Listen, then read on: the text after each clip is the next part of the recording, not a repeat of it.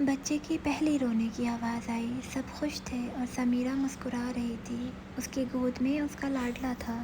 اسے لگا اب زندگی پوری ہو گئی۔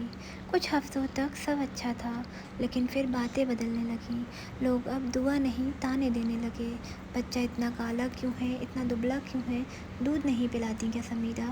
پورا دن یا تو سوتی رہتی ہو یا پھر موبائل میں بزی۔ ہر ایک طعنہ اس کے دل میں اتر جاتا۔ وہ چپ تھی لیکن اندر سے ٹوٹ رہی تھی۔ راتوں کو بچہ روتا تو سمیرہ ساتھ میں روتی۔ نیند نہیں، سکون نہیں، گھر کے کام، بس تھکان اور گلٹ کہ میں ایک اچھی ماں نہیں ہوں۔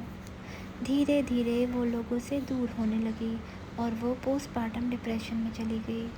سب کو لگا سمیرہ بدل گئی ہے، پر کسی نے نہیں سمجھا کہ سمیرہ بیمار تھی، بری نہیں۔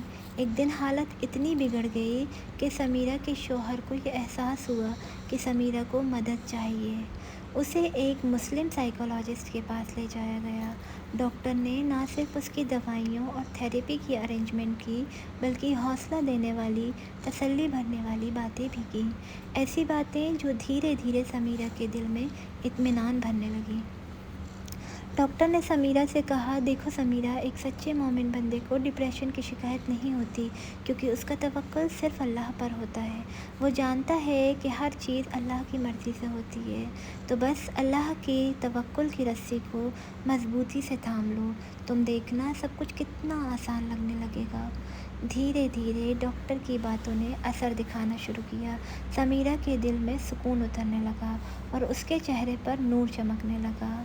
اب اس کے لہجے میں ڈر نہیں بلکہ شکر اور سکون تھا۔ اب سمیرہ بچے کو تسلی سے سنبھالنے لگی۔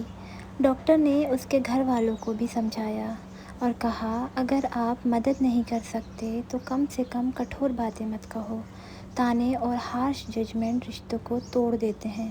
ان لوگوں نے اب اپنی ہنسی اور ججمنٹس کو روک دیا اور سہارا بننا شروع کیا۔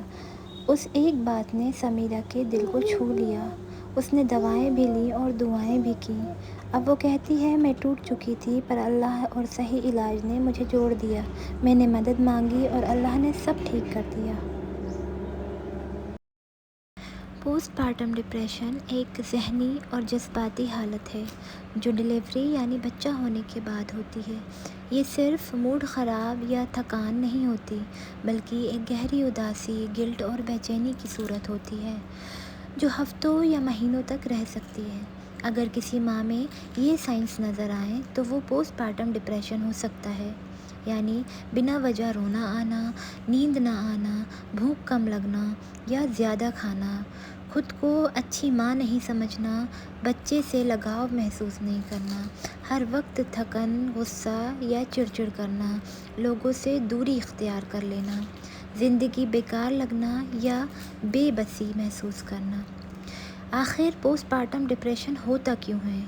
یہ جب ہوتا ہے جب پریگنینسی کے بعد ہارمونز میں تبدیلی آتی ہے، ڈلیوری کے بعد تھکان اور نیند کی کمی ہوتی ہے، فیملی کا پریشر ہوتا ہے، لوگوں کے طعنے ہوتے ہیں، گلٹ یا اپنے آپ کو کسی اور ماں سے کمپیئر کرنا ہوتا ہے۔